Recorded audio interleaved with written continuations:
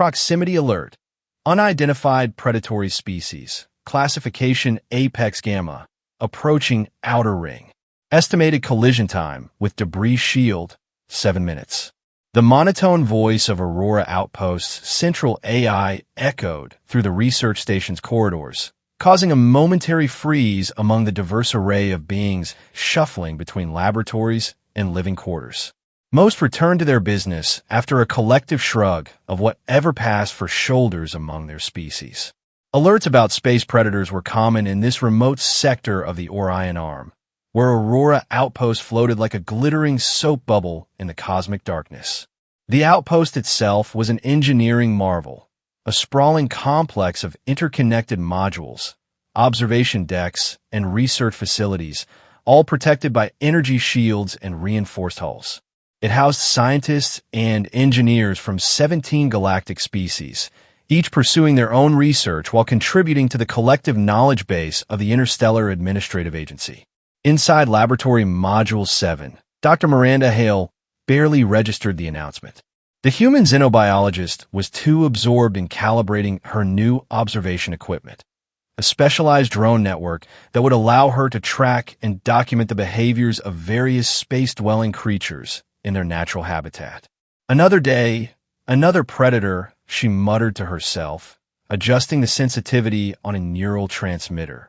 Her dark hair was pulled back in a practical bun, and her brown eyes reflected the blue glow of the holographic display. Probably just passing through, looking for cosmic plankton or something. A 7-foot-tall, spindly being with translucent skin poked its head through the doorway. Zalter, the station's chief engineer, extended one of their 4 arms in a gesture of greeting. Human Miranda, are you not concerned? This one registers as Apex Gamma classification. Quite dangerous, yes. Miranda smiled. After 6 months on the outpost, she had grown accustomed to the various species' perpetual amazement at human nonchalance. It'll bounce off the shields like they always do. Besides, we're scientists, Zalter. Shouldn't we be excited about observing new life forms? Zalter's skin rippled in a pattern that Miranda had come to recognize as anxiety. Observing from safe distance, yes. Preferably through multiple layers of reinforced viewing ports. The engineer's translucent fingers tapped a nervous rhythm on the doorframe. Security Chief Vashtar has ordered all non-essential personnel to enter modules until creature passes. Vashtar would put us in lockdown for a space butterfly, Miranda said with a dismissive wave. She turned back to her equipment, but Zalter hadn't moved. Also, Outpost AI calculates 62% chance creature is injured. Strange movement patterns detected. This caught Miranda's attention. She looked up from her work, curiosity piqued. Injured? How? Recent asteroid collision in nearby belt. Debris field expanding. Likely cause. The station AI's voice cut in. Correction. Probability of injury now estimated at 78% based on movement telemetry. Creature exhibiting erratic trajectory corrections consistent with compromised navigation capabilities. Miranda's expression shifted. What had been mild scientific interest transformed into something deeper, a look that would have made her colleagues back on Earth groan with recognition. It was the same expression she'd worn before, diving into a high-security wildlife preserve to treat a wounded rhinoceros, and again before paddling a tiny boat into a hurricane to rescue stranded marine mammals. Where exactly is it headed? She asked, already gathering medical supplies from her research cabinet. The AI responded with precise coordinates, adding, advisory. All personnel are reminded that interaction with Apex-class organisms is prohibited under Regulation 17.3 of Station Safety Protocols. Zalter's skin had gone nearly transparent with alarm. Human Miranda, what are you thinking? You cannot possibly. I'm thinking, Miranda interrupted, stuffing a last package of synthetic protein into her bag, that an injured creature needs help, regardless of its classification. It is apex predator. It eats things like you for sustenance. Zalter's voice had risen to a high-pitched warble. Miranda slung the bag over her shoulder. Everything eats something, Zalter. That doesn't mean it deserves to suffer. The AI's voice seemed to take on a note of resignation. if that were possible for a synthetic intelligence. Security notification submitted. Logging potential violation of safety protocols. Dr. Hale, may I remind you that your research permit does not cover veterinary intervention with dangerous species. Noted, Miranda said cheerfully, already heading for the door. Also, I lost my communicator yesterday. Very unfortunate. Can't hear any security warnings until I find it. You are wearing your communicator on your left wrist, the AI observed.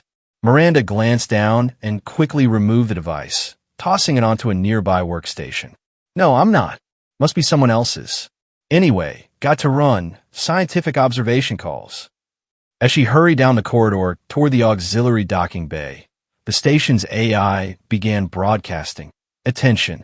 Human researcher exhibiting typical human behavior pattern 17B. Recklessly compassionate intervention. Security personnel advised to intercept in Sector 4. Miranda quickened her pace. She had about 5 minutes to reach the outer ring before security caught up with her, and perhaps another 2 before the creature collided with the station's debris shield. Just enough time to prepare a welcoming committee of one. The auxiliary docking bay was deserted, which was no surprise given the current alert status. Miranda quickly programmed a small maintenance airlock to cycle, allowing her to step into the observation bubble that protruded from the station's outer hull. The bubble was essentially a transparent hemisphere with a reinforced floor designed to allow technicians to inspect the station exterior without a full spacewalk. It wasn't meant for encounters with massive space predators, but Miranda had long ago learned to work with whatever tools were available. Through the curved viewpoint, she could see it approaching, a massive, dark shape against the star-studded blackness. The creature resembled something between a manta ray and a crocodile, with a wingspan of at least 30 meters and a long, armored body that rippled with muscular contractions as it propelled itself through the vacuum. Bioluminescent patches pulsed along its flanks, creating hypnotic patterns of blue and violet light. Its most striking feature was its head, a wedge-shaped mass of sensory organs and feeding appendages, dominated by 3 large eyes arranged in a triangle. And the AI had been correct. It was injured. A jagged tear ran along its left side, exposing glowing internal tissues to the void of space. The creature was listing badly, struggling to maintain its course as it approached the station. Miranda's breath caught. It was magnificent, even in its wounded state. The scientific part of her brain was already cataloging details, noting the unusual adaptation of specialized organs for space travel, the evidence of bioluminescent communication patterns, the fascinating propulsion mechanism. But the human part, the part that had driven her into this field in the first place, simply responded with overwhelming empathy for a being in pain. She activated the bubble's external speakers and broadcast on a low-frequency channel that most space-dwelling organisms could sense through vibration receptors. "Hey there, big fella," she said softly. "I see you're hurt. I might be able to help with that." The creature slowed its approach, the 3 large eyes swiveling to focus on the tiny human in the observation bubble. Miranda felt a chill run down her spine. Those eyes held intelligence. Not necessarily human-like, but definitely sentient awareness. It was evaluating her. The intercom behind her crackled to life. "Dr. Hale." The voice belonged to Security Chief Vashtar. It contained a particular mix of fury and exasperation that humans seemed uniquely capable of eliciting from other species. "You will return to the interior immediately. That creature is classified as a threat to this station and all aboard it." Miranda ignored the intercom, keeping her attention fixed on the approaching predator. It had slowed to a near stop about 20 meters from the bubble, its massive form now fully visible against the backdrop of space. Up close, she could see that its wound was even worse than she'd initially thought, a gash nearly 3 meters long that exposed pulsating internal organs. "I need to get closer," she murmured to herself. There was an emergency EVA suit stored in a compartment near the airlock, standard safety protocol. It wasn't designed for extended spacewalks, but it would do for what she had in mind. The intercom blared again. Dr. Hale, security override is being initiated on Auxiliary Bay 3. You have 60 seconds to vacate before forced retrieval. Sorry, Vashtar, Miranda called over her shoulder as she pulled the EVA suit from its compartment. Can't hear you. Must be interference. She quickly donned the suit, checking the seals and activating the life support system. The suit's thrusters would give her limited mobility in space. Not enough for any fancy maneuvering, but sufficient to approach the injured creature. The predator continued to watch her, its 3 eyes unblinking. It made no aggressive moves, which Miranda chose to interpret as a positive sign rather than the calm before an attack. As she prepared to cycle the outer airlock, the station AI's voice came through her helmet's speakers. Dr. Hale, I feel compelled to inform you that my predictive algorithms calculate a 97% probability that you are about to die. Would you like me to prepare your personal effects for shipment to your next of kin? Always the optimist, aren't you? Miranda replied, securing the last clasp on her suit. How about instead you analyze that creature's biology and tell me what might work as a temporary sealant for its wound? There was a brief pause before the AI responded. Analysis indicates a silicon-based cellular structure with copper-based circulatory fluid. Standard emergency sealant gel may provide temporary stabilization. However, I must emphasize that approaching an injured apex predator remains an extraordinarily ill-advised course of action. Noted, Miranda grabbed a canister of sealant gel from the emergency medical kit. Any other helpful information before I go? The creature appears to communicate primarily through bioluminescent patterns and electromagnetic field modulation. Its sensory arrays are highly sensitive to both. Also, station security will breach this compartment in approximately 15 seconds. Thanks, Miranda said, stepping into the airlock. Cycle outer door, please. Unable to comply without security authorization, the AI replied. Miranda sighed. Override Alpha 7 Hail emergency. Override accepted. The AI acknowledged, though Miranda thought she detected a note of reluctance. Cycling outer door. And Dr. Hale? Your bravery, while statistically indistinguishable from insanity, is remarkable. The outer door slid open just as the inner airlock began to glow red with the heat of security's cutting tools. Miranda activated her suit thrusters and pushed off into space, directly toward the wounded predator. The creature watched her approach, its bioluminescent patterns shifting rapidly through shades of blue and purple. Miranda keyed her suit's electromagnetic field generator to emit a steady, low-intensity pulse, a crude attempt at communication, or at least a signal that she wasn't a threat. It's okay, she said, though she knew the creature couldn't hear her voice in the vacuum. I'm just here to help. As she drew closer, the massive predator's feeding appendages began to twitch, rows of specialized limbs that could likely shred her suit in seconds if the creature decided she looked like food. But something in its posture spoke of exhaustion and pain rather than aggression. The injury was taking its toll. Miranda slowed her approach, now close enough to see the individual scales that armored the creature's hide. They resembled overlapping plates of obsidian, shot through with veins of bioluminescence. The wound stood out as an angry slash across this perfect lattice, edges ragged where some space debris had torn through the armor. She extended her hand, holding the canister of sealant, and moved slowly toward the wound. The creature's eyes tracked her movement, but it made no attempt to flee or attack. Perhaps it was too weak, or perhaps, Miranda allowed herself to hope, it somehow understood her intent. When she was within arm's reach of the wound, Miranda activated the canister, which began dispensing a thick, translucent gel designed to solidify rapidly in vacuum conditions. She worked methodically, covering the exposed tissue with the sealant, careful not to touch the wound directly with her bulky, gloved hands. The creature remained eerily still throughout the procedure, its only movement the slow rhythm of whatever passed for breathing in its alien physiology. As the last of the wound was covered, Miranda withdrew slightly, watching with satisfaction as the sealant hardened into a flexible patch. "There you go," she murmured. That should hold until you heal properly. The predator's bioluminescent patterns shifted, pulsing in a slow, regular rhythm. Without warning, it extended a small, previously hidden appendage from near its head, a slender, almost tentacle-like limb that ended in what appeared to be sensory organs.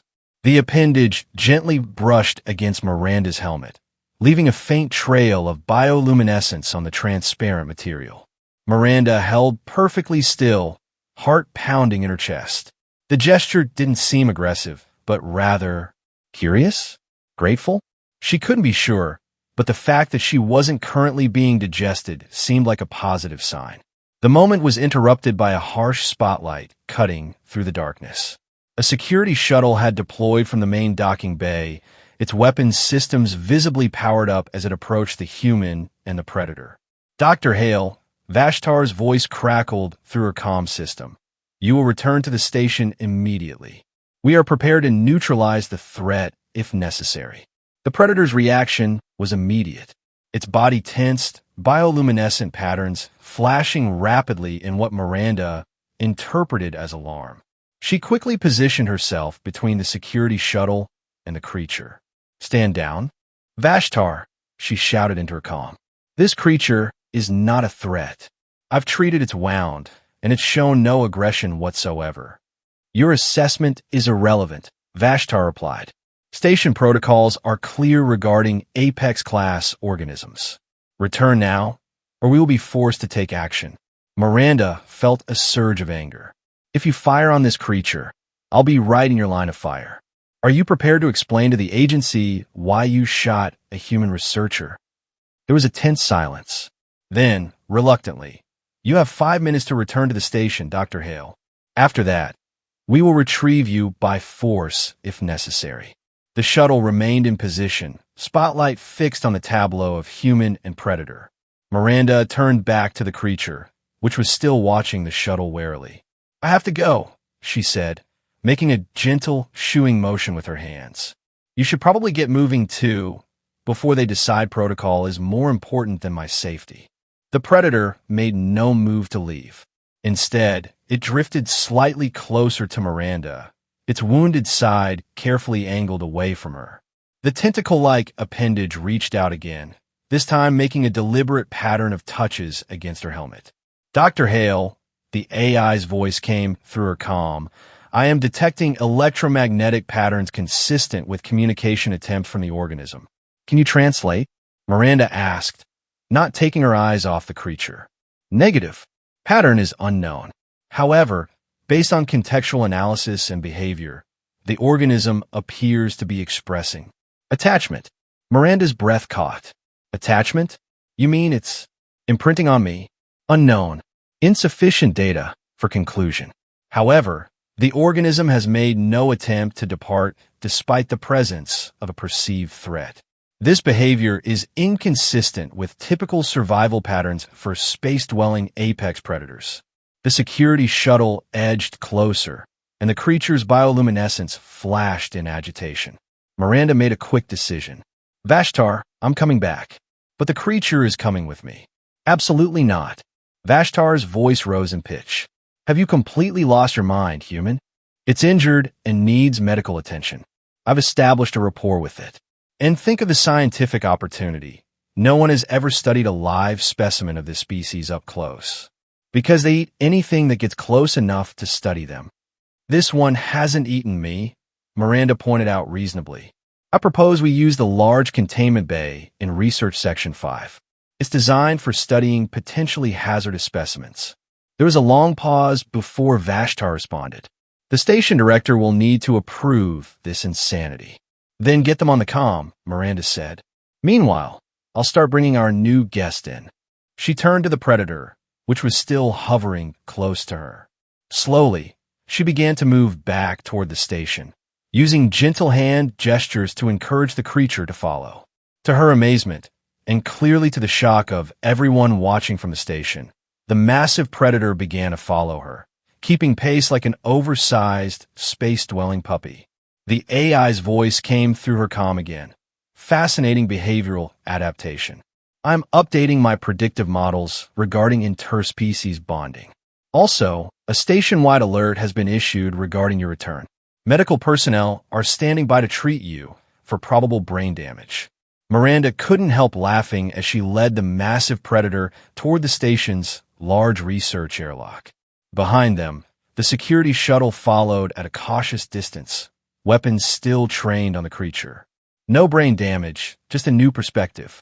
Sometimes what looks dangerous just needs a little compassion. A charming hypothesis, the AI replied. Though I note you have applied a similar philosophy to 17 potentially lethal situations during your 6-month tenure on this station, with varying degrees of success. And I'm still alive, aren't I? A statistical anomaly that continues to confound my predictive algorithms. The large research airlock loomed ahead, a massive doorway designed to admit entire small spacecraft for study. It began to cycle open, revealing the cavernous containment bay beyond. Miranda guided the predator toward the opening, maintaining a steady speed. As they entered the station, she could see figures rushing behind the reinforced observation windows. Security personnel, scientists, and administrative staff, all staring in disbelief at the human leading an apex predator into their midst as casually as if walking a dog. The inner doors closed behind them, and atmosphere began to flood the chamber. The predator showed no distress as air pressure increased, suggesting it was adapted for both vacuum and atmospheric conditions.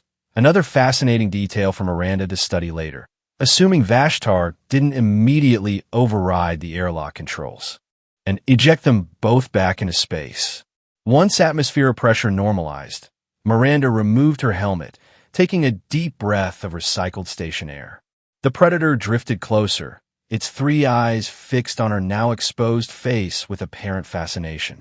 "Hello again," Miranda said softly, reaching out a hand toward the creature. It responded by extending its sensory appendage once more, gently brushing against her fingers. The touch left a warm, tingling sensation on her skin, and the bioluminescent patterns on the creature's hide shifted to a calm, pulsing blue. The door at the far end of the containment bay slid open, and a contingent of security officers entered, weapons raised. Behind them came the imposing figure of Security Chief Vashtar, a draconian with gunmetal gray scales and slitted yellow eyes. His uniform bore the insignia of someone who had spent decades enforcing rules that humans seemed pathologically incapable of following. "Step away from that creature immediately, Dr. Hale," Vashtar ordered, his forked tongue flicking in agitation. The predator's reaction was immediate. Its bioluminescence flared bright. It positioned itself between Miranda and the security team, body tense and feeding appendages extended in a clear threat display. "Everyone stay calm," Miranda said, placing a gentle hand on the predator's side. "It's just protective. Lower your weapons, and it won't perceive you as a threat." The creature is displaying aggressive behavior, exactly as predicted, Vashtar said, not lowering his weapon. "This confirms the need for immediate neutralization. It's only aggressive because you're pointing weapons at it." Miranda protested. "It's been perfectly docile until now." The standoff might have ended badly if not for the timely arrival of the station director. Nylith was an ancient Solani, her translucent body housing visible swirls of energy that betrayed her agitation as she floated into the containment bay. "Enough," she said, her voice resonating directly in the minds of all present. "Security, lower your weapons. Dr. Hale, please explain why you have brought an apex predator aboard my station." Miranda took a deep breath, keeping her hand on the predator, which had calmed somewhat at the security team's reluctant compliance with the director's order.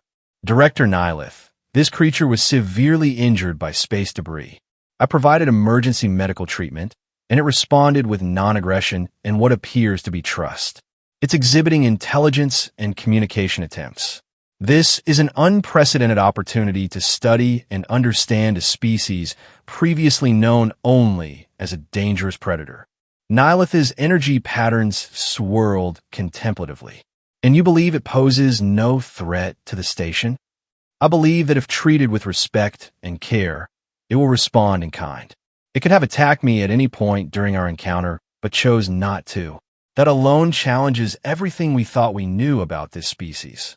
The director was silent for a long moment, her energy patterns shifting through complex configurations as she considered. Finally, she addressed the room. Security will establish a perimeter around this containment bay. Dr. Hale will remain with the creature as its home. A team of xenobiologists will be assembled to study this specimen under strict safety protocols. Chief Vashtar, you will personally oversee security arrangements. Vashtar's scales rippled in barely contained anger. Director, with all due respect, this is a violation of multiple safety protocols. This creature is classified as... I am aware of its classification, Nihilith interrupted. But I'm also aware that our understanding of space-dwelling life forms is incomplete at best. Dr. Hale has presented us with an opportunity to expand that understanding. We would be remiss in our duties as scientists to ignore it. She turned her attention to Miranda. However, Dr. Hale, I must emphasize that you are personally responsible for this creature's behavior. If it poses any threat to this station or its personnel, I will have no choice but to order its immediate removal and to revoke your research privileges. Miranda nodded solemnly. I understand, Director. Thank you for this opportunity. As the others filed out, leaving Miranda alone with the Predator in the containment bay, the station AI's voice came through the speakers. Interesting development. I have updated your personnel file to include probable savant-level ability to bond with deadly organisms and statistical immunity to logical risk assessment. Miranda smiled, watching as the Predator began to explore its new environment, its bioluminescence painting the walls with patterns of blue and violet light. Maybe I just see something in them that others don't, she replied. Perhaps, the AI conceded. Or perhaps you're simply fortunate that your streak of improbable survival continues. Either way, shall I begin compiling observational protocols for your new research subject? Miranda watched as the Predator completed a circuit of the containment bay and returned to hover near her, its sensory appendage gently brushing against her arm in what she was beginning to interpret as a gesture of connection. Yes, she said softly, but I think we'll need to give it a name first. Over the next few days, Aurora Outpost witnessed the strangest research program in its history. The containment bay became the center of attention as scientists from various disciplines flocked to observe the interaction between Miranda and the creature she had named Titan, a nod to both its impressive size and to the moon, where she had first developed her passion for xenobiology. Titan's wound was healing well, the emergency sealant gradually being replaced by the creature's own regenerated tissue. Miranda had established a regular feeding schedule, providing synthesized proteins that mimicked the cosmic plankton that formed the basis of the space ecosystem. What astonished everyone was how Titan would only accept food directly from Miranda's hand, refusing anything offered by other researchers. It's not just imprinting, explained Dr. Kavita Sharma, the station's head xenopsychologist, during an emergency meeting of the station's leadership council. It's a form of interspecies bonding that we've never observed before with a creature of this classification. The meeting was being held in the station's main conference room, a circular chamber with a large viewing window that looked out onto the stars. Around the table sat representatives from each major department, with Director Nihilith presiding and the station AI observing through its omnipresent sensors. And this is scientifically significant because, prompted Chief Engineer Zalter, their translucent skin still showing patterns of anxiety whenever discussion turned to the Predator. Because it completely contradicts our understanding of apex species behavior, Kavita replied. These creatures have always been classified as solitary, aggressive, and driven primarily by predatory instincts. But Titan is displaying sociability, recognition of individuals, and even what appears to be affection. Security Chief Vashtar snorted, a puff of steam escaping his nostrils. You are anthropomorphizing a killing machine. This creature has survived for millennia as a perfect predator. A few days of human coddling does not change its fundamental nature. Actually, interrupted a soft voice from the doorway, That's exactly the kind of rigid thinking that limits our understanding of extraterrestrial life. All heads turned to see Miranda standing in the entrance, looking tired but determined. She hadn't been invited to the meeting, but had apparently decided that any discussion about Titan required her input. Dr. Hale, Director Nyleth acknowledged, her energy patterns shifting to accommodate the unexpected arrival. We were just discussing your research subject. I know, Miranda said, taking an empty seat at the table. The AI told me. Technically, I merely informed you that a meeting regarding your project was in progress. The AI's voice pointed out from the ceiling speakers. Your decision to attend was your own. Semantics, Miranda said with a dismissive wave. The point is, Chief Vashtar is making assumptions about Titan's nature based on outdated classification systems. We're discovering that Titan is capable of far more complex behaviors than we ever imagined. Such as, Vashtar challenged. Problem solving, for one, Miranda said. We've been running simple tests, and Titan can navigate mazes, recognize patterns, and even use tools in a rudimentary fashion. Its intelligence is at least comparable to that of Earth dolphins or corvids. Fascinating, murmured Dr. Elian Kaur, the station's ancient Arcturian physicist. And you believe this intelligence was simply overlooked in previous observations? I think previous observers never got close enough to notice, Miranda said. When you classify something as deadly predator, you tend to observe it from a very safe distance. Director Nyleth's energy patterns coalesced into a questioning form. And what are the creature's aggressive tendencies? It has shown hostility to security personnel on multiple occasions. Only when they approach with weapons or make threatening movements, Miranda countered. When people come in calmly, without showing fear or aggression, Titan is curious but not hostile. That sounds suspiciously like the justification many humans use for keeping dangerous pets, Vashtar said, eyes narrowing. It's only aggressive if you provoke it. Therefore it's safe until someone inevitably provokes it. Miranda bristled at the comparison, but forced herself to remain calm. This isn't about keeping a pet, Chief Vashtar. This is about scientific discovery, about challenging our preconceptions and expanding our understanding of space-dwelling life forms. A noble sentiment, the director acknowledged. But we must also consider the practical realities of station safety. Your creature, Titan, Miranda interjected. Titan, Nyleth continued smoothly, requires significant resources and poses potential risks. We must weigh these factors against the scientific benefits. Miranda leaned forward, her expression intense. Director, in the 3 days since Titan came aboard, we've collected more data on apex-based predators than the previous 50 years of observation. We've documented previously unknown biological processes, communication patterns, and cognitive abilities. And we've barely scratched the surface. Before anyone could respond, the station AI interrupted.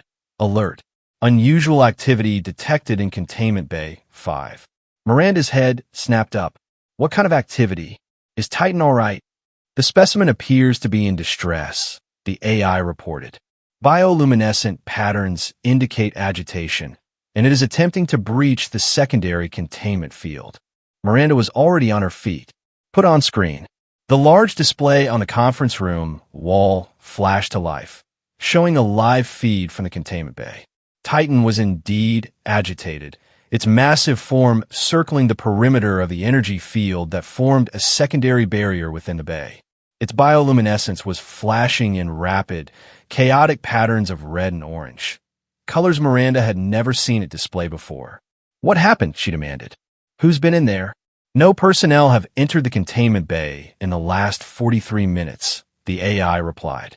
However, I am detecting unusual energy readings from within the containment field. Possible electromagnetic anomaly. I'm going down there, Miranda said, already moving toward the door. Dr. Hale, this could be dangerous, Vashtar warned, rising from his seat. If the creature is reverting to its natural aggressive state. Its name is Titan, Miranda snapped, and it's in distress, not aggressive. Something's wrong, and I'm going to help. Without waiting for permission, She rushed from the conference room.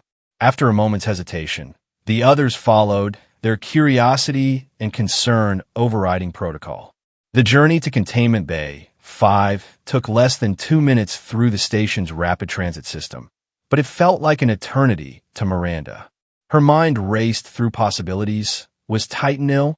Had the Wasnt reopened? Was there some environmental factor in the containment bay that was causing distress? When the doors to the observation deck opened, she immediately saw the issue. Through the reinforced viewport, she could see Titan still circling agitatedly. But now she also noticed a faint, pulsing distortion in the air near the center of the containment field, like heat waves rising from hot pavement, but with a subtle blue tinge. "What is that?" she asked, pointing at the distortion. Dr. Kaur adjusted his spectacles, peering intently through the viewport. "Fascinating. It appears to be a localized space-time anomaly. A micro-rift, perhaps, or a quantum fluctuation." "In English, please," Miranda said impatiently. "It's a small tear in the fabric of space," Vashtar supplied, surprisingly helpful for once. "They occur occasionally in this sector due to unusual gravitational influences from the nearby neutron star cluster. Usually harmless, but potentially disorienting for space-dwelling creatures who navigate by sensing electromagnetic fields." "Can we close it?" Miranda asked. "It should collapse naturally within a few hours," Dr. Kaur said. "Or we could attempt to neutralize it with a focused graviton pulse, though that carries its own risks." Miranda made a quick decision. "I'm going in there. Titan needs reassurance." "Dr. Hale, that would be extraordinarily unsafe," Director Nyleth cautioned, her energy patterns flaring with concern. "The creature is already agitated, and the spatial anomaly adds an unpredictable element." "I agree with the director," Vashtar said. "This situation demonstrates exactly why keeping dangerous predators aboard the station is problematic. We now have an agitated apex hunter combined with an unpredictable spatial phenomenon." Miranda's patience snapped. "Titan is not just some mindless predator. It's a sentient being that's frightened by something it doesn't understand, and it trusts me. I'm going in there, with or without your approval." She strode to the containment bay entrance before anyone could stop her. The security officer stationed there looked uncertainly between Miranda and the chief of security. "Let her through," Vashtar said finally, his voice resigned. "But be ready to activate emergency protocols at the first sign of trouble." The containment bay door slid open, and Miranda stepped through. As soon as Titan sensed her presence, its bioluminescence shifted, flashing patterns of blue interspersed with the alarmed red-orange. It rushed toward her, moving with surprising speed for something so large, and circled around her protectively. "Hey, big guy," Miranda said softly, reaching up to touch its armored hide. "What's got you so worked up, huh?" Titan nudged her gently with its sensory appendage, then turned to face the spatial anomaly, its 3 eyes fixed on the distortion. It made a low, rumbling sound that Miranda felt more than heard, a vibration that passed through her body like deep bass. "I see it," she assured the creature. "It's just a little tear in space. Nothing to worry about." But Titan remained agitated, its bioluminescence continuing to flash warning patterns. It nudged Miranda again, more insistently this time, as if trying to push her away from the anomaly. "It's trying to protect you," came Dr. Sharma's voice over the intercom. "This is remarkable behavior for a supposedly solitary predator species."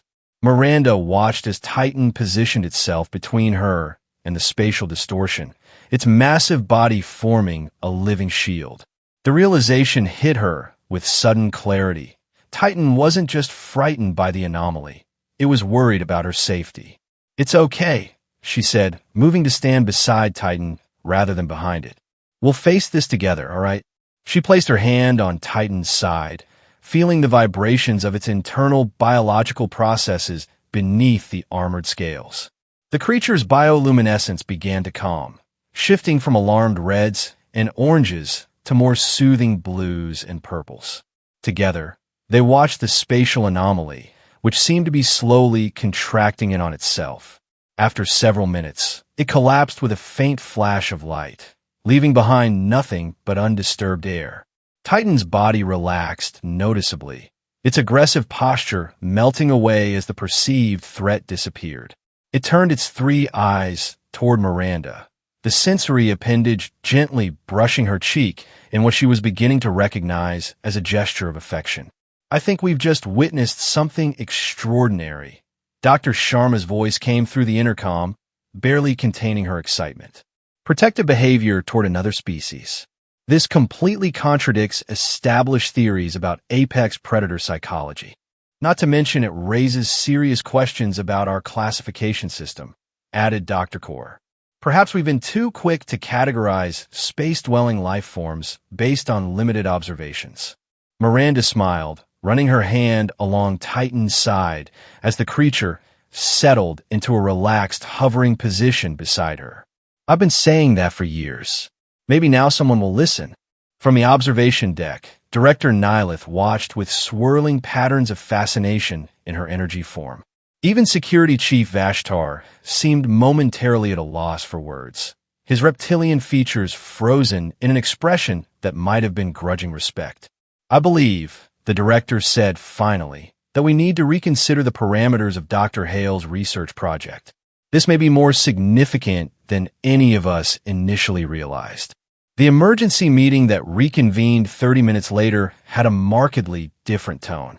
With Titan now calm and resting in the containment bay, the station's leadership gathered to reassess the situation.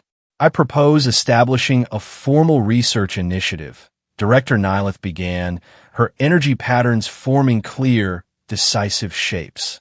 "The Apex Intelligence and Communication Study, with Dr. Hale as primary investigator." Miranda, still flushed with the success of her intervention, nodded gratefully. "Thank you, Director. I believe we have an unprecedented opportunity here."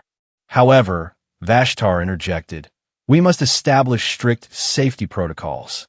While today's incident ended peacefully, we cannot rely on continued good fortune." "Agreed," Miranda said, surprising everyone with her ready acceptance. "I want Titan protected as much as anyone else on this station. Proper containment protocols are essential, as long as they don't cause unnecessary distress." "And what are the creature's long-term prospects?" asked Dr. Kaur. "Will it remain on the station indefinitely? Return to space once fully healed?"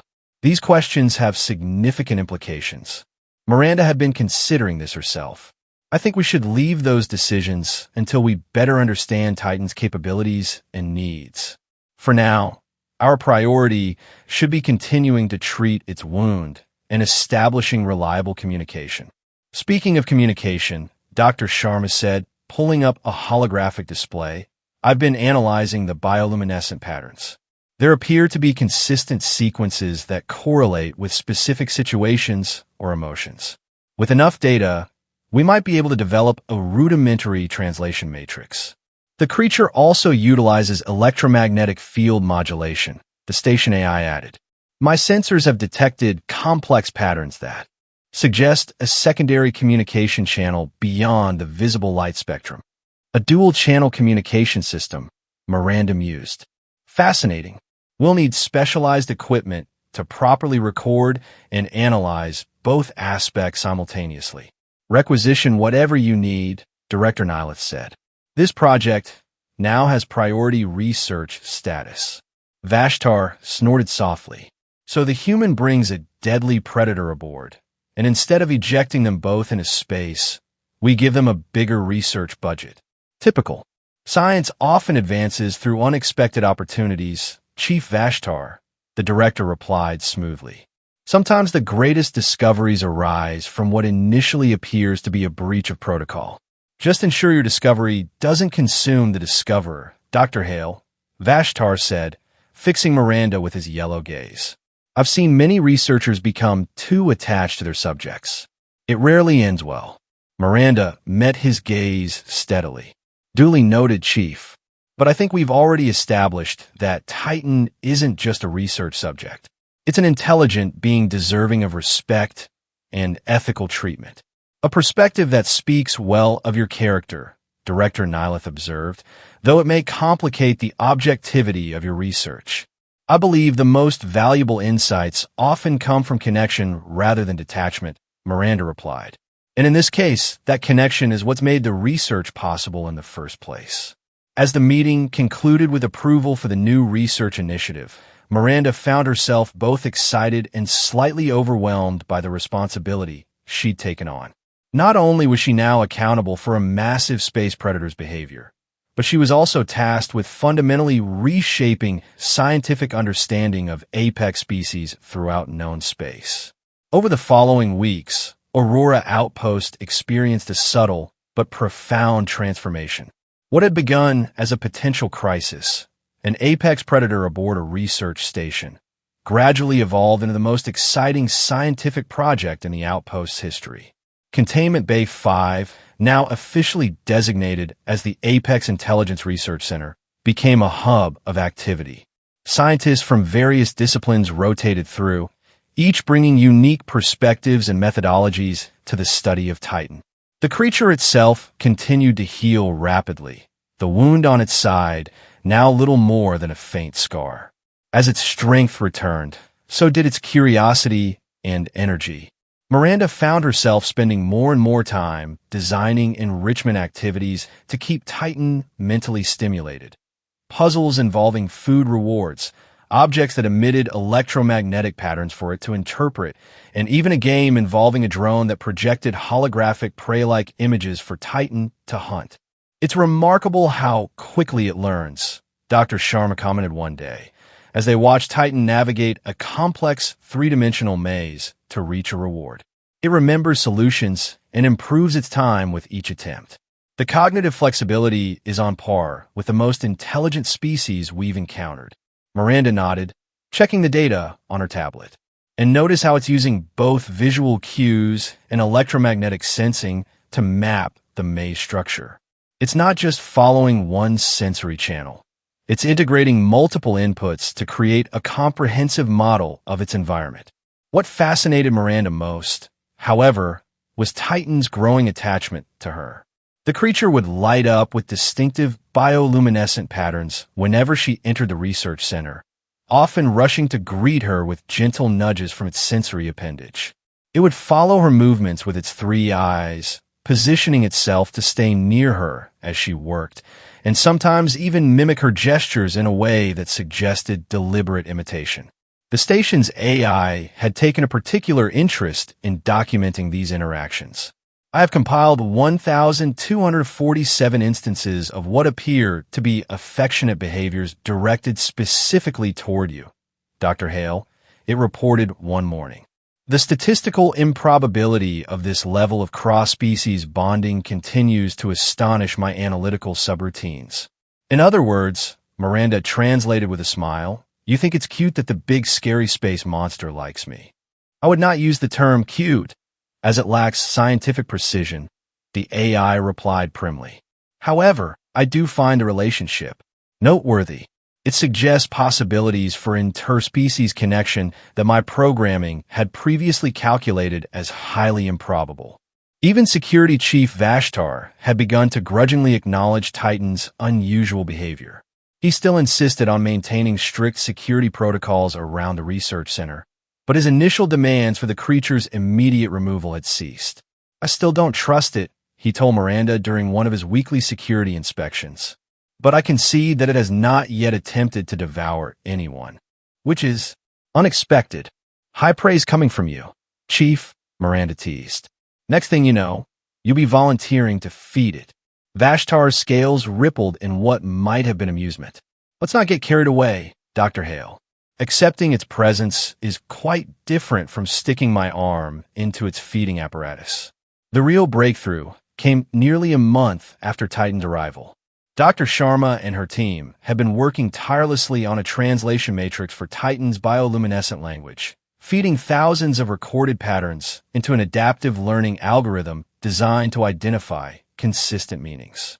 We think we've cracked the basic emotional signaling, she announced during the weekly research meeting.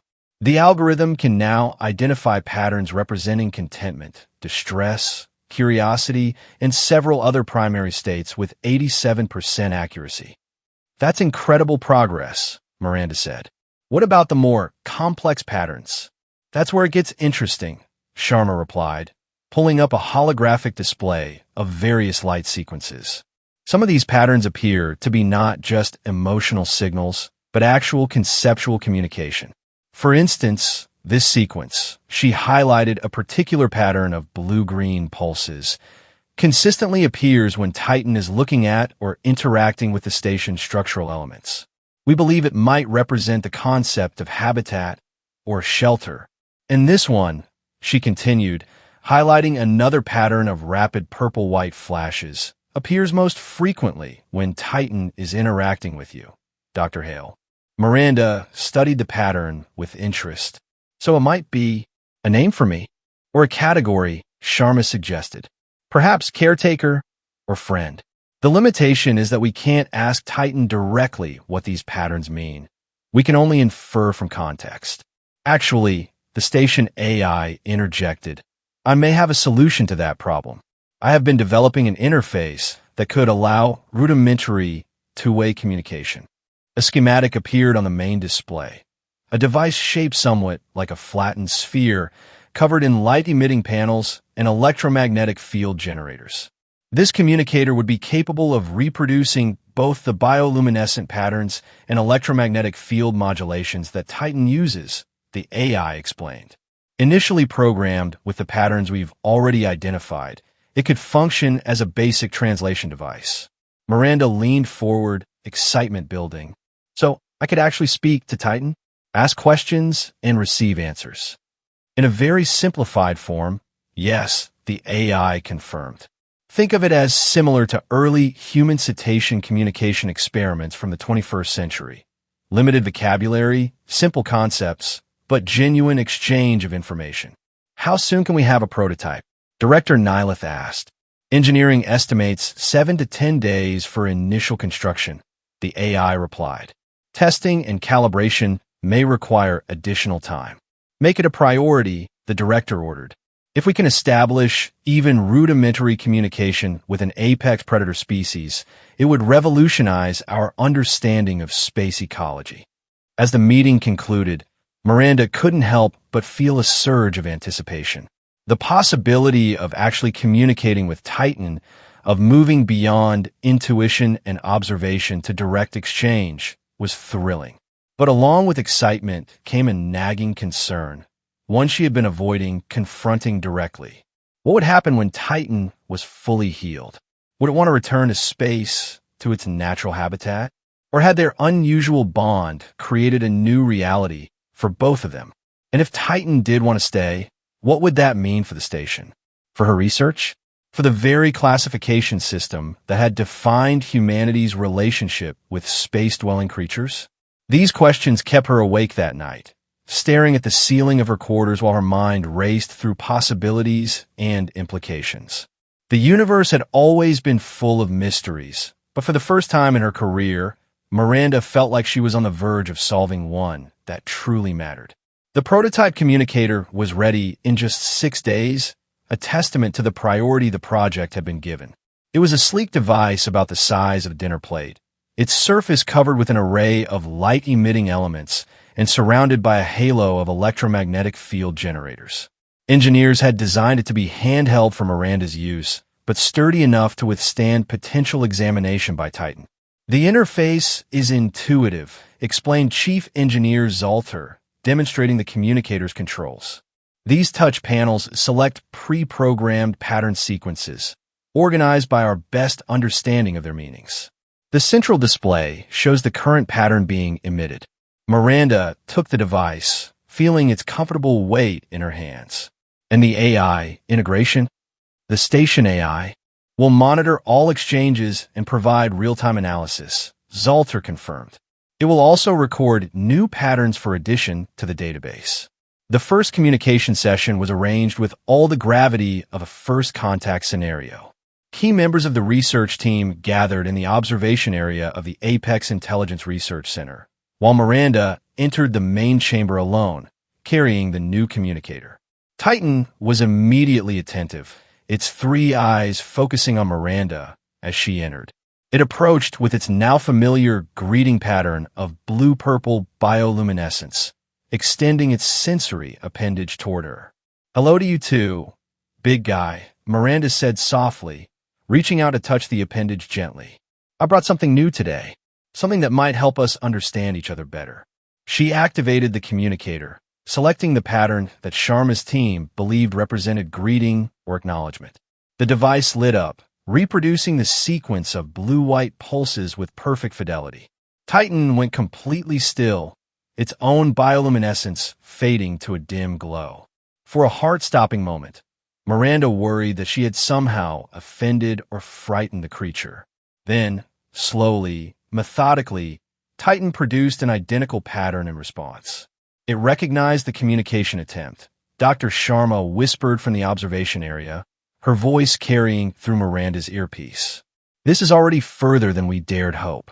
Emboldened, Miranda selected another pattern, the one believed to represent curiosity or questioning. The communicator flashed a sequence of rapid green-yellow pulses. Titan's response was immediate and unexpected. Rather than simply mimicking the pattern, it produced a complex sequence of its own, starting with the curiosity pattern but extending into unfamiliar configurations. "It's elaborating," Sharma said, excitement evident in her voice. Not just echoing, but actually responding with new information.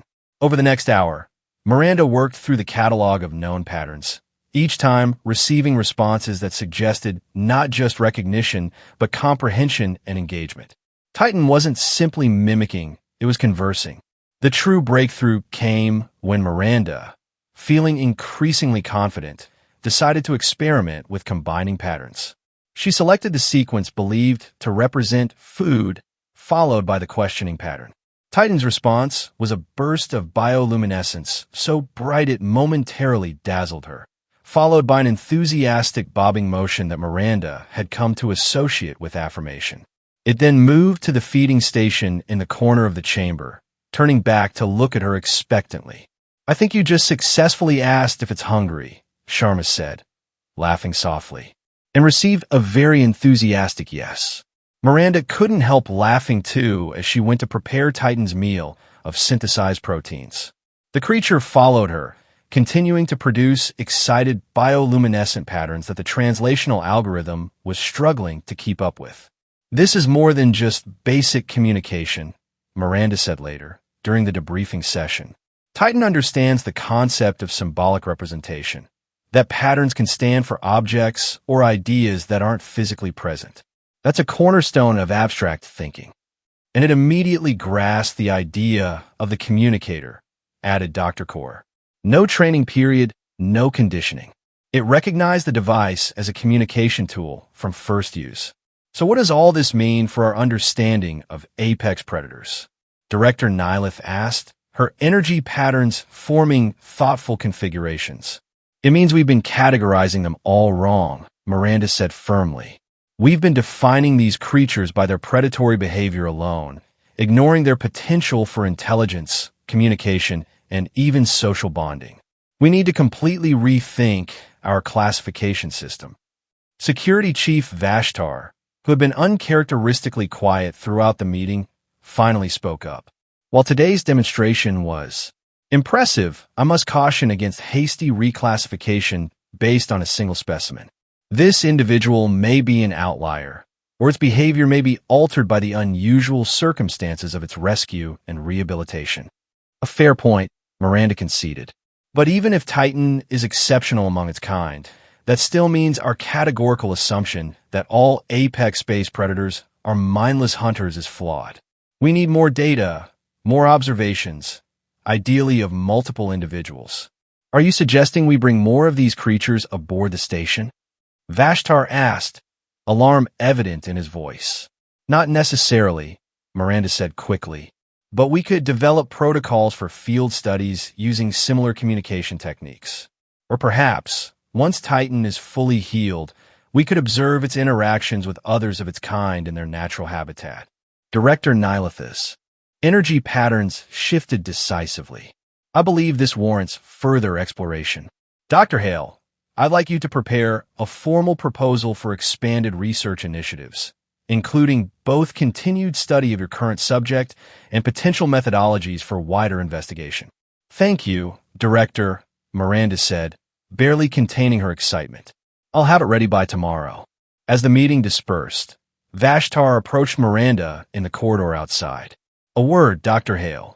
She braced herself for another lecture on security protocols, but the Draconian's expression was more contemplative than confrontational. I've been reviewing the security footage of your interactions with the creature, he said, particularly from today's session. And Miranda prompted when he paused. And I've observed something concerning. Vashtar's forked tongue flicked briefly. The creature's behavior toward you goes beyond mere scientific interest or even what you might call friendship. It exhibits patterns consistent with what my species would recognize as devotion, a deep, instinctive loyalty. Miranda wasn't sure how to respond. Is that a problem? It could be, Vashtar said seriously, because such bonds are not easily broken. When you speak of releasing it back to its natural habitat, I wonder if you've considered that it might not want to go. The thought had crossed Miranda's mind, but hearing it articulated so bluntly was unsettling. Surely its natural instincts would eventually reassert themselves. Perhaps, or perhaps you've fundamentally altered those instincts through your intervention. The creature now associates you with safety, healing, and companionship. In effect, Dr. Hale, you haven't just rehabilitated a wounded predator. You've domesticated it. Domesticated? Miranda repeated, the word feeling strange on her tongue when applied to a massive, space-dwelling apex predator. Yes, Vashtar said simply. It behaves not as a wild creature temporarily in captivity, but as what humans would call a pet. The word hung in the air between them, loaded with implications that Miranda wasn't ready to fully process. I'll take that under consideration, she said finally. Thank you for your insight, Chief Vashtar. He nodded and continued down the corridor, leaving Miranda standing there, suddenly uncertain about the path forward. The relationship she'd built with Titan had been justified as scientific necessity, a means to study a misunderstood species. But what if it had become something else entirely? What if, instead of a groundbreaking research project, she had simply acquired the galaxy's most unusual pet? The question lingered in her mind as she returned to her quarters, reviewing the data from the day's communication session. The patterns of interaction, viewed objectively, did bear a striking resemblance to the bonds formed between humans and domesticated animals throughout history. Mutual trust, affection, communication, dependency. And yet Titan was so much more than any earthly pet could be, a massive space-dwelling entity with intelligence that potentially rivaled some sentient species. To reduce such a being to the status of pet seemed almost insulting. AI, she said aloud to the empty room. Access historical records on domestication of animals by humans and other sentient species. Accessing, the AI responded. Would you like a particular focus for this inquiry? Miranda thought for a moment.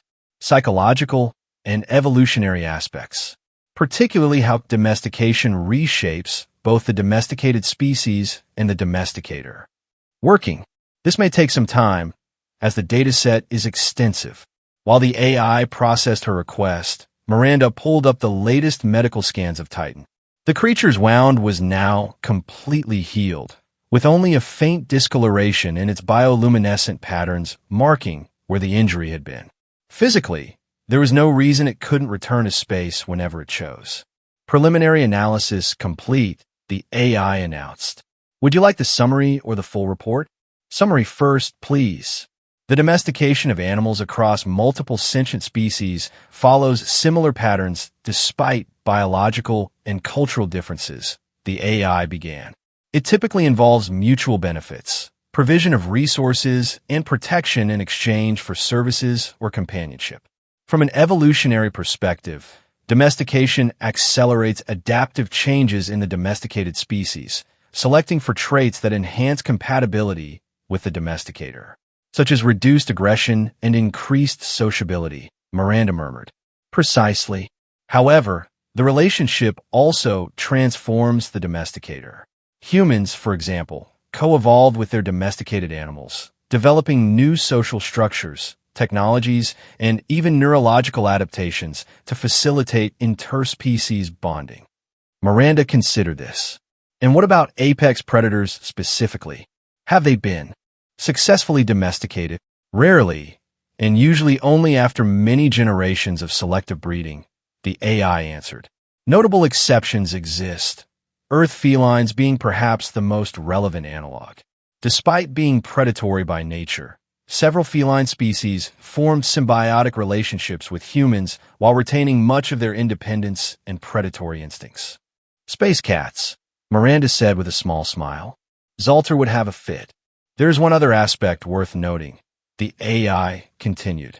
In many historical examples, the initial domestication event, the first bonding between human and proto-domestic animal, was often described in terms that modern humans would recognize as emotional rather than pragmatic. The archaeological evidence suggests that many domestication processes began not with utilitarian goals, but with what might be termed adoption or rescue. Like taking in an injured wolf cub, Miranda said, or an injured space predator, the AI added, with what Miranda could have sworn was a hint of irony. The following day brought an unexpected complication. Miranda was in the middle of a morning communication session with Titan when the station's alert system activated. Proximity alert. Multiple unidentified organisms approaching station perimeter. Preliminary classification suggests same species as captive specimen. Miranda froze, the communicator still glowing in her hand. Titan, however, reacted immediately, its bioluminescence flaring in a pattern she hadn't seen before, a rapid cascade of white-blue-white that traveled the length of its body. Dr. Hale, came Director Nilith's voice through the communication system. Please report to the command center immediately. And secure your research subject. Titan, Miranda corrected automatically, even as her mind raced with implications. How many are approaching? Are they displaying aggressive behavior? 7 distinct entities detected, the AI responded. Current behavior pattern is consistent with coordinated investigation rather than aggression. They appear to be circling the station at a distance of approximately 200 meters. Miranda looked at Titan, which was now producing complex bioluminescent patterns at an accelerated rate. Its 3 eyes were fixed on the outer wall of the research center in the direction of space beyond. It knows they're out there, she realized. It can sense them somehow. Quickly, she activated the station's external visual feed on a nearby display panel. The camera showed exactly what the AI had described. 7 massive creatures, identical to Titan in form, if not in specific coloration, circling the station in a synchronized pattern.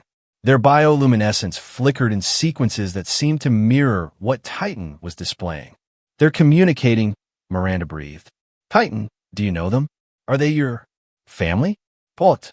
Flock. She fumbled with the communicator, trying to find patterns that might approximate these questions, but nothing in their limited lexicon seemed adequate. Instead, she opted for the simplest approach, displaying the pattern for curiosity or questioning while gesturing toward the external feed. Titan's response was a complex sequence that the translation algorithm couldn't fully process, but the creature's body language was unmistakable. It moved closer to the external wall, its bioluminescence intensifying as if trying to project through the station's structure. I need to get to the command center, Miranda told the security officer stationed at the research center entrance. Keep monitoring Titan's behavior and alert me immediately if anything changes. The command center was a hive of activity when she arrived. Director Nilith hovered near the central holographic display, which showed multiple angles of the circling predators. Security Chief Vashtar was issuing orders to his team, his scales rippling with tension. Dr. Hale, the director, acknowledged. Your assessment, please. Why are these creatures here? Miranda studied the display, watching the synchronized movements of the predators. I believe they're searching for Titan. The timing can't be coincidental. It's been exactly 4 weeks since we brought it aboard, which suggests some kind of social structure we weren't aware of. Searching or hunting? Vashtar asked pointedly. These are apex predators, after all. If they wanted to attack, they could have by now, Miranda countered. They're maintaining a consistent distance, not testing our defenses. It looks more like observation. I concur with Dr. Hale's assessment. The AI interjected. The behavior pattern is consistent with information gathering rather than predatory approach. Additionally, their bioluminescent signals show significant overlap with patterns observed in our resident specimen. They're talking to each other, Miranda said, excitement building despite the tense situation. This is unprecedented data on social behavior in a species previously thought to be solitary hunters. Fascinating as that may be, Vashtar said dryly, it doesn't address the immediate security concern. What do they want? And what should we do about it? Miranda thought quickly. I think they want Titan back. And I think we should consider letting that happen.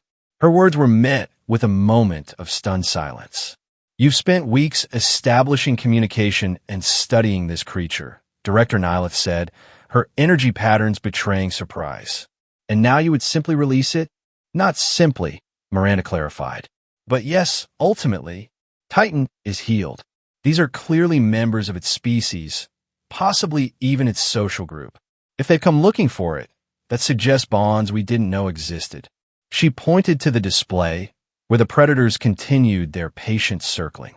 This is an opportunity to observe natural social behavior, something we could never fully study in a captive environment.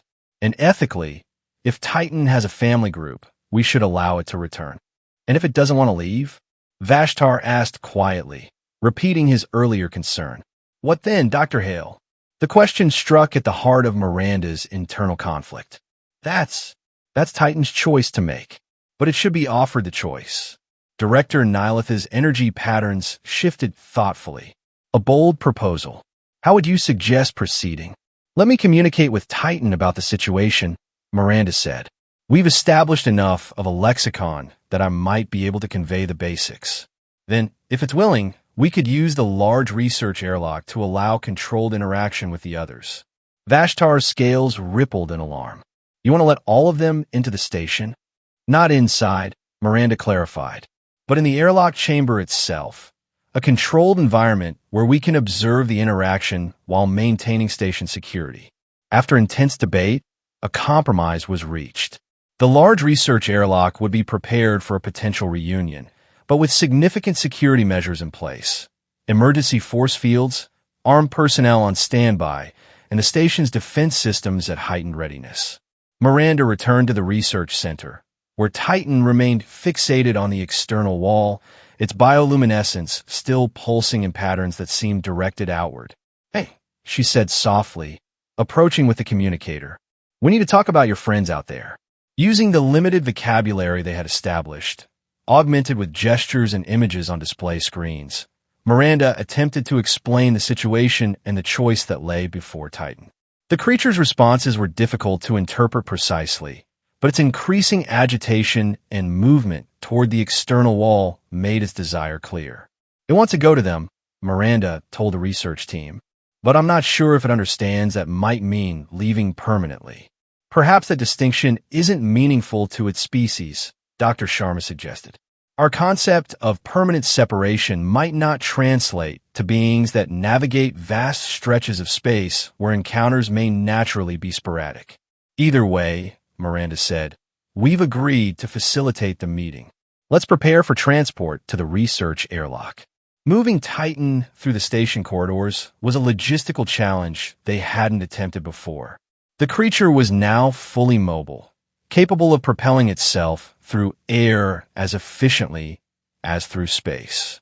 A security escort led the way, with Miranda walking alongside Titan, occasionally using the communicator to provide reassurance. Station personnel pressed themselves against walls as the procession passed, staring in amazement at the massive predator moving peacefully through their midst. Titan seemed unbothered by the attention, its focus entirely on following Miranda and responding to her communication signals. The research airlock was a massive chamber, large enough to accommodate small spacecraft for study. For this purpose, it had been emptied of all equipment, leaving a cavernous space with the giant external door facing space. Force field generators have been installed at strategic points throughout the chamber, ready to create containment barriers if needed. External sensors confirm the predator group remains in position, the AI reported as they enter the airlock. They appear to be maintaining a holding pattern approximately 200 meters from the station. Miranda positioned herself near the external door controls, the communicator in her hands. Titan hovered in the center of the chamber, its bioluminescence now pulsing in rapid, excited patterns. "Are we ready?" she asked, looking to Director Nilith and Security Chief Vashtar, who stood at the observation window. "Security measures are in place," Vashtar confirmed reluctantly. "Proceed with caution, Dr. Hale."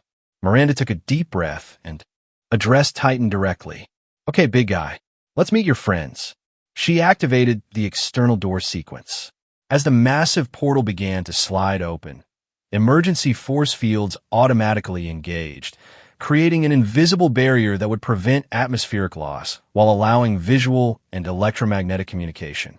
The 7 predators outside immediately responded to the opening door, shifting their circling pattern to approach the station directly. As they drew closer, their bioluminescence intensified, patterns dancing across their massive forms in complex sequences. Titan moved toward the force field, its own bioluminescence answering in kind. For several minutes, the creatures communicated in their silent language of light and electromagnetic pulses, a conversation beyond human understanding despite all the progress they had made with the translation matrix. "It's beautiful," Miranda murmured, watching the light show with a mixture of scientific fascination and emotional awe. "They're not just signaling, they're having a conversation." Indeed, the AI confirmed. The patterns suggest a highly complex exchange of information, with distinct speakers and response sequences. This is consistent with advanced social communication rather than simple instinctual signaling. As the exchange continued, Miranda noticed something unexpected. The patterns being produced by the wild predators began to incorporate elements that were familiar, sequences that she and Titan had established in their communication sessions. It was as if Titan was teaching the others their shared language. And then, even more surprisingly, one of the wild predators produced a pattern that Miranda recognized immediately. The purple-white flash sequence that Titan used specifically for her. "They're talking about me," she realized. "Titan is telling them about our work together." The exchange continued for nearly an hour, the wild predators occasionally shifting position, but never breaking their communication with Titan. Finally, there was a noticeable change in the pattern. The wild group began to withdraw slightly, while Titan turned away from the force field to face Miranda. It approached her slowly, extending its sensory appendage. Miranda reached out automatically, the familiar gesture of connection they had established weeks ago. As the appendage gently touched her hand, Titan produced a bioluminescent pattern unlike any she had seen before, a slow, deliberate sequence that flowed from its head down its entire body in waves of blue, purple, and white. "What is it saying?" Director Nilith asked from the observation window. "I don't know," Miranda admitted, her voice thick with emotion. "The algorithm can't translate it. But I think it's saying goodbye." Titan withdrew its sensory appendage and moved back toward the force field, where the wild predators waited.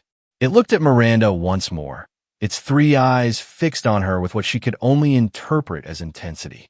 "You want to go with them, don't you?" Miranda said softly. "It's okay. I understand." She moved to the force field controls. "I'm going to lower the force field, just for a few moments, enough for Titan to pass through if it chooses." "Dr. Hale, that's not the protocol we agreed upon," Vashtar protested. "The force field is our primary containment measure." "I know," Miranda said, "but this has to be Titan's choice. We can't keep it confined forever just because we're afraid." Before Vashtar could object further, Miranda entered the override command. The force field shimmered and disappeared, leaving only the open door between the station and the vacuum of space. Emergency atmosphere retention fields kept the air from rushing out, but there was now no barrier preventing Titan from leaving or the wild predators from entering. For a heart-stopping moment, nothing happened. Titan remained where it was, halfway between Miranda and the door. The wild predators hovered just outside, their bioluminescence pulsing in what might have been anticipation or uncertainty. Then slowly, deliberately, Titan moved toward the door. Miranda felt a constriction in her chest as she watched, knowing this was the right outcome, but feeling a profound sense of loss nonetheless. At the threshold, Titan paused. It turned back to Miranda one last time, producing that same flowing pattern of blue-purple-white light. Then, with a powerful surge of its body, it propelled itself through the door and into space. But instead of immediately joining the wild group, Titan positioned itself just outside the door, its massive form silhouetted against the stars. It extended a sensory appendage back toward the airlock, as if beckoning.